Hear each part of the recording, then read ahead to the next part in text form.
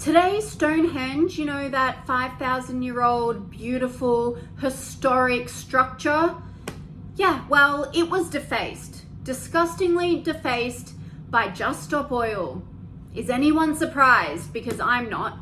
Just Stop Oil, if you don't know, is that heinous group behind throwing paint on the Mona Lisa, going around to historic buildings and defacing them, sitting in front of traffic, blocking traffic so people can't get to hospitals.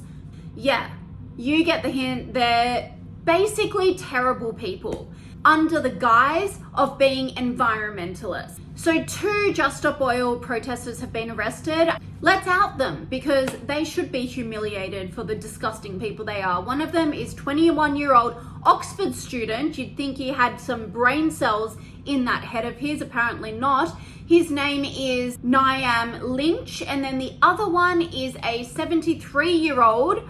Wow, normal people grow out of this kind of stuff, apparently not this guy. He's from Birmingham. His name is Rajam Naidu. Let's hope they get carted off to jail, but I'm not holding my breath. These Just Stop Oil protesters usually get away with a slap on the wrist, not even that. So these 2 geniuses went to Stonehenge around midday on Wednesday, threw this substance which isn't quite paint, but it's like an orange paint powder all over Stonehenge. They say that it's okay because when it rains, it'll simply get washed away. Sorry, that's not the point. You went there to deface a piece of the environment. And this is what I don't understand about this. This is what is so ironic and what's so imbecilic about Just Stop Oil. They claim that they're all for the environment. They're trying to stop environmental degradation. And then what do to make their point? They go and ruin a fragile environmental structure. What is wrong with these people? And this is exactly how I know that Just Stop Oil doesn't care about the environment. All they care about is their own recognition. Complete narcissists. This is out of the narcissist workbook. I don't care that they destroy people's lives, that they destroy people's holidays, that they block people from going to work, going to emergencies, going to the hospital. They could not give a single shit about anyone else in their path as long as their faces get on TV and they can feel like that they've done something right, that they've accomplished something. And then they all go back home and pat themselves on the backs. They're actually happy that they have ruined someone's day. What a disgusting piece of work these people are. Now, there was a big group of people, thousands of people, who go as a sort of pilgrimage each year to Stonehenge during the summer solstice. So this is a celebration of this time of year. Just Stop Oil knew that this was happening and they chose to do this vandalism on this very day. Now, they obviously did it they said in a statement that the action was meant as a call for the UK's next government to sign a legally binding treaty to phase out fossil fuels by 2030. Okay, fine. But why do you have to go to Stonehenge? Go and protest outside the UK Parliament. Go and protest outside big coal companies. Why is Stonehenge, which is completely disconnected from coal at all, or electricity, or energy, or anything to do with modern technology, it's actually the antithesis of what they're protesting. Why is that the target and the victim of Just Stop Oil's protests? It makes no sense. And I understand that they're trying to make a point and they have to do it to something that's actually going to rile people up to get attention to their cause.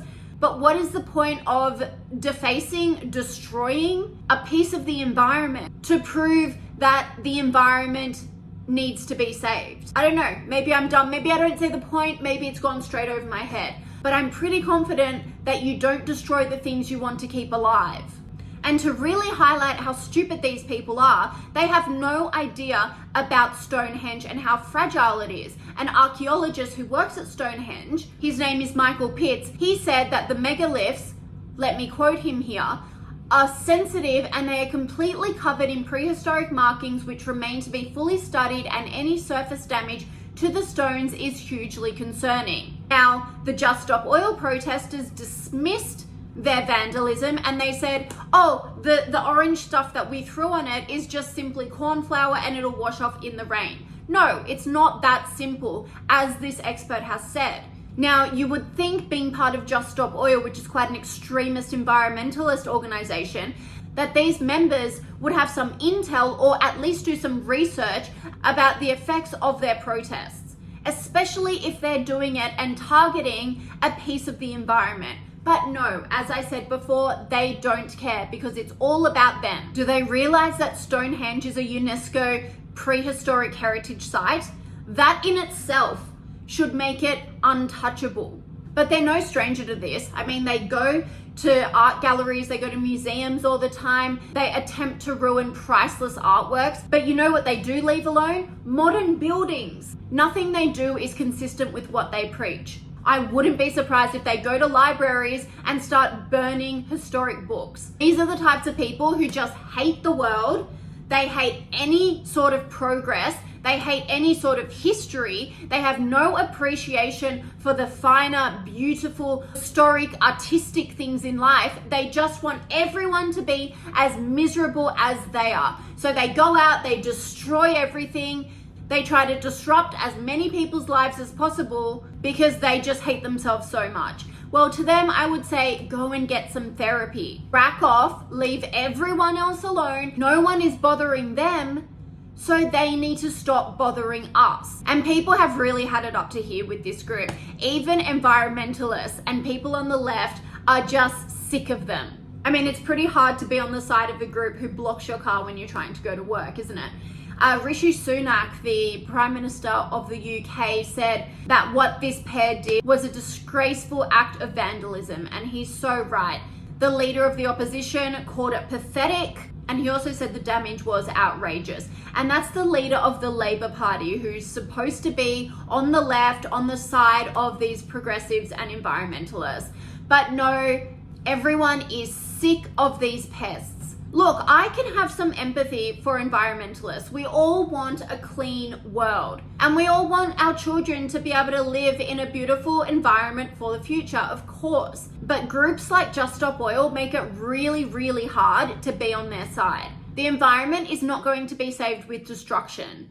Now, if they truly wanted to be useful, they would go to Parliament, they would liaise with different areas of the government, of industry, and have productive conversations about how the environment can be prioritized and how we can get funding towards renewables. There are so many different things that they can do that are mature and sustainable and don't disrupt everyone, innocent people's, innocent workers' lives. But of course, they're not going to do that because that actually takes effort. They would much rather go out for a couple of hours, have some fun vandalizing things, get their faces on TV, feel like they've done something, and then go home to their comfortable house and not have to do anything for a while again. It's the easy way out. They always do it. And that's why everyone has lost respect for them. What we really need to do is eliminate this group altogether. And I am the last person to be against free speech. But when they start disrupting people's lives, when they start destroying